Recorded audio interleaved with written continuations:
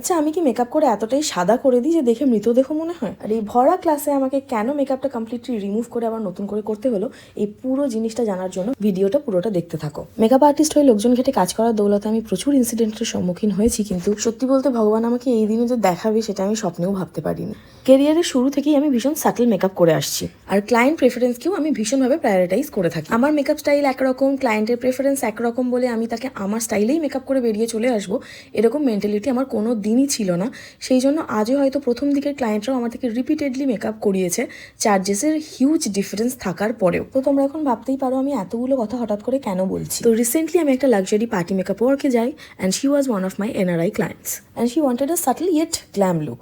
তো অবশ্যই যাওয়ার আগে যেরকম আমাদের কনভারসেশন হয়ে থাকে, রেফারেন্স পিকচার থেকে শুরু করে সবটাই আমি তার থেকে নিই, এবং যথেষ্ট রিলিফড হই জিনিসগুলো দেখে, কারণ আমার মনে হয় আমাদের দুজনের ভাইব ডেফিনেটলি ম্যাচ করবে, কারণ আমাদের দুজনের প্রেফারেন্স মোটামুটি ক্লিক করছে। কিন্তু এই খুশি আমার বেশিক্ষণ স্থায়ী হয় না, কারণ মেকআপটা শেষ হওয়ার আগেই ও মুখটা আয়নায় দেখে ফেলে, দ্যাট টু ক্লোজ আপে, আর কন্টিনিউয়াস বলতে থাকে যে তুমি মুখটা আমার খুব সাদা করে দিয়েছো, এটা সাটল মেকআপ নয়। আমি ওকে অনেক বোঝানোর চেষ্টা করি, এখনো ডাইমেনশন দেওয়া হয়নি, একটা হাই কাভারেজ বেসে মেকআপ হচ্ছে, একটু ওয়েট করো, একটু বসতে দাও, মেকআপটাকে ন্যাচারাল ফিনিশ চলে আসবে, বাট ও কিছুতেই বুঝতে চায় না। আর ওকে একটা সাদা ফ্যাকাশে মৃতদেহের মতো দেখতে লাগছে, এই কথাটাও এতবার রিপিট করছিল যে আমি ভীষণ ইরিটেটেড হয়ে যাই, and I decided to remove her makeup completely and redo it. And the biggest irony was, ও যে ছবিটা আমাকে রেফারেন্স পিকচার হিসেবে পাঠিয়েছিল সেটা কোনো একজন ইনফ্লুয়েন্সারের full blown glam red carpet look ছিল, আর ওর ছবিটাও বারবার বের করে দেখিয়ে দেখিয়ে বলছিল যে ওকে তো ফ্যাকাশে লাগছে না, আমাকে কেন ফ্যাকাশে মৃতদেহের মতো লাগছে। তো যাই হোক, এটা আমার সাথে হয়েছে, আর ওর এই সব কথা শুনে আমারই আত্মারাম খাঁচা ছাড়া হয়ে যাচ্ছিল, কি আর বলবো। এই তোমাদের সাথে এই ঘটনাটা আমি শেয়ার না করে আর থাকতে পারলাম না। ও বাই দ্য ওয়ে, তোমাদের এই লুকটা কিরকম লাগলো অবশ্যই নিচে কমেন্ট করে জানিও। আর ক্লাসে আমি একটা নতুন প্রোডাক্ট ট্রাই করছিলাম, যার ফিনিশিং আমার অতটা পছন্দ হয়নি বলে আমি রিমুভ করে আবার মেকআপ করি, আর যার জন্য আমার এই ঘটনার কথাটাও মনে পড়ে যায়। তো চলো, আজকের ভিডিও এই পর্যন্তই, আবার দেখা হবে নতুন কোনো ভিডিওতে নতুন কোনো গল্প নিয়ে।